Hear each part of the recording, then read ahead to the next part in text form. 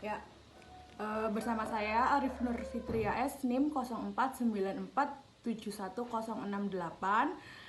dari Prodi Ilmu Komunikasi Universitas Terbuka. Hari ini saya akan mewawancarai salah satu pengawas TPS di Desa Ketilem untuk Pilkada tahun 2024 ini. Perkenalkan, namanya Trihastuti, merupakan seorang pengawas TPS 02 Desa Ketilem, Kecamatan Keramat, Kabupaten Tegal. Nah, saya ini mau bertanya-tanya tentang sedikit tentang pengawasan yang akan dilakukan dan cara pencegahan pada Pilkada tahun ini. Dan pertanyaan yang pertama, siapa yang bertanggung jawab mengawasi Pilkada pada tahun ini?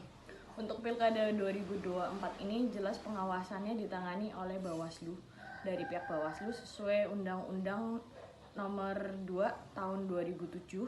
Nah, untuk Bawaslu sendiri ini dia juga dari kecamatan itu ada di pihak Panwascam, dari Panwascam juga turun di desa itu ada PKD tingkat desa, dan dimana untuk nanti saat hari H itu penyelenggara ada PTPS atau petugas pengawasan TPS untuk bagaimana tertibnya regulasi menjalankan tugas KPPS dan semuanya. Oke, dan pertanyaan yang kedua, apa saja hal-hal yang akan dilakukan untuk mencegah pelanggaran pada Pilkada tahun ini? Oke, untuk pencegahannya adalah dari kami, dari pihak dari Panwascamnya sendiri, dan itu akan turun ke pihak PKD atau desa.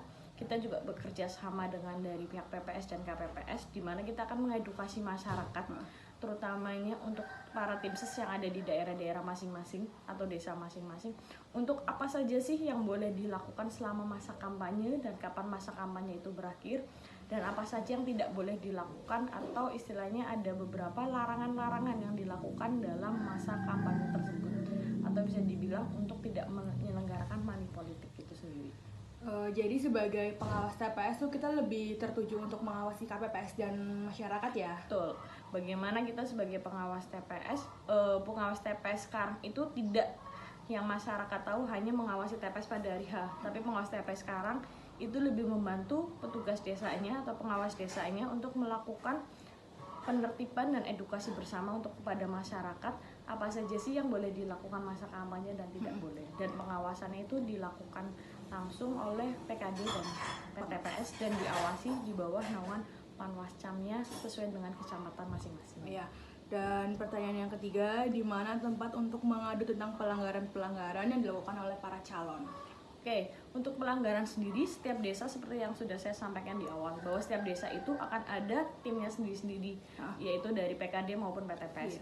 Kalaupun dari pihak desa ada pelanggaran atau dari teman-teman yang lain menemukan pelanggaran, boleh langsung melaporkannya kepada dari pihak desanya dulu, atau nanti dari pihak desa akan membantu untuk melaporkannya ke tingkat Panwascam. Nah, dari Panwascam inilah yang akan membantu untuk menindaklanjuti pelanggaran-pelanggaran yang terjadi di desa tersebut. Seperti itu sih. Jadi kita sebagai warga biasa itu bisa ya ngadu kalau ada pelanggaran-pelanggaran yang kita nggak suka, yang tentang bukan masalah tidak suka, tapi memang itulah pentingnya edukasi yang dilakukan oleh pihak Bawaslu sendiri melalui Panwascam dan PKD setiap desa masing-masing. Untuk apa? Untuk jadi kita memberikan edukasi kepada masyarakat bagaimana dengan kita menjalankan pemilu yang jurdil, pilkada yang jurdil.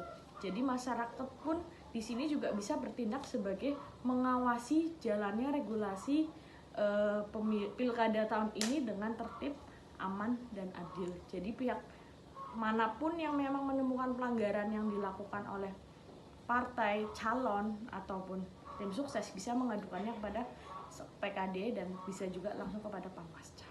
Seperti itu. Oke, dan pertanyaan yang keempat, mengapa pilkada harus diawasi? Oke, pilkada kenapa harus diawasi? Karena banyaknya kerawanan dalam kecurangan. Karena Indonesia adalah negara demokrasi, dan kenapa harus ada Bawaslu? Bawaslu ini sebagai cerminan untuk menjaga demokrasi Indonesia, bagaimana calon yang terpilih adalah betul dengan hati nurani rakyat memilih dengan hati nuraninya dan dengan demokrasi, bukan dengan maaf, ada imbalan. Kalau sekarang itu banyak money politik, embel-embelnya sudah dari bagi-bagi sembako dan lain-lain. Lah disitulah tugasnya Bawaslu, Panwascam, dan sampai kepada kita tahap di desa, pengawas TPS maupun PKD, untuk bagaimana kita meminimalis dan mencegah hal itu terjadi. Jadi biarkan masyarakat benar-benar memilih pilihannya dengan hati nuraninya sendiri. Oke, dan yang kelima, kapan kampanye pilkada berakhir dan kapan hari tenang dalam pilkada ini? Oke. Kampanye itu akan berakhir nanti besok di tanggal 23 November, karena pemilihan sendiri atau pilkada serentak itu akan kita laksanakan pada tanggal 27 November 2024 dan akan ada hari tenang di mana tanggal 24, 25, 24, 25, 26, 3 hari masa tenang. Buat apa sih masa tenang?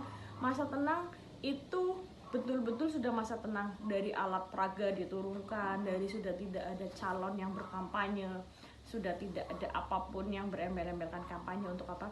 Ya, kita memberikan waktu dan ruang kepada masyarakat untuk berpikir, untuk menjalankan aktivitasnya dengan tenang, bagaimana mereka akan memilih calon-calon wakil mereka untuk memimpin masa depan. Jadi di hari tenang ini benar-benar sama sekali kita harus fokus ya, maksudnya kita tuh udah nggak usah mikirin tentang kampanye-kampanye lagi. Dan gitu. disitulah tugas pengawas pemilu, tugas dimana dari Bawaslu, Panwascam, dan PKD dan kami dari pihak PTPS untuk menjaga hari tenang ini betul-betul hari tenang tanpa ada kampanye, tanpa ada intimidasi dari pihak manapun untuk memaksakan kehendaknya atau dari sekelompok orang. Jadi masyarakat termasuknya ini adalah untuk mengawasi situasi pemilihan agar nanti tertib dan aman. Oke, pertanyaan yang terakhir, bagaimana lembaga pemilu menjaga integritas dan keamanan pemilihan? Untuk menjaga integritasnya dan keamanannya, ya di sini penyelenggara pemilu bukan cuma Bawaslu dan ada juga KPU. Dari gimana caranya sebagai dari kita Bawaslu atau PTPS, Panwascam bekerja sama dengan dari pihak KPU, KPPS, KPPS itu untuk sama-sama bekerja sama untuk bagaimana nanti saat mulai tanggal 27 November dari awal sampai perhitungan suara dan sampai kita menemukan hasil itu tertib, aman, tidak ada kecurangan, tidak ada kecurigaan dari masyarakat bahwa anggota KPPS-nya, anggota PPS-nya, bahkan dari kita Bawaslu itu melakukan kecurangan atau tidak adil memihak salah satu, tidak ada. Jadi gimana caranya masyarakat juga membantu kita untuk sama-sama mengawasi jalannya pemilihan suara nanti di 27 November 2024. Jadi di sini pun KPPS dan PTPS berkolaborasi ya untuk melangsungkan pemilu supaya lancar gitu. Karena suksesnya pemilu nanti di tanggal 27 November itu berdasarkan dengan bagaimana teman-teman di TPS maupun seperti saya juga yang di TPS dan juga membantu masyarakat. Tugasnya KPPS dan PTPS sebetulnya adalah membantu masyarakat untuk masyarakat memberikan suaranya, hak suaranya dengan hati nurani mereka tanpa diintimidasi oleh pihak manapun, tanpa ada ancaman dari pihak manapun dan tertib aman. Dan saat sudah ada hasil, tugas buat kita juga adalah mengedukasi masyarakat setempat, terutama di TPS tempat kita bertugas, bahwa hasil yang didapat adalah dengan jujur, adil, dan tidak ada istilahnya kerusuhan setelah itu. Iya, betul. Dan jadi kita tuh melaksanakan pilkada dengan senang hati, tidak ada perselisihan antara warga dan pihak manapun, tim sukses manapun gitu. Karena apapun beda pilihannya, siapapun pilihan masyarakat, tetap kita akan menjadi satu RT, satu RW, satu desa, satu kota. Ya, oke. Terima kasih Ibu Astuti telah memberikan informasi dan sedikit sedikit edukasi tentang pilkada tahun 2024 ini. Semoga kita bisa melaksanakan pilkada dengan jurdil ya teman-teman. Dan cukup sekian dari saya, terima kasih. Salam awas.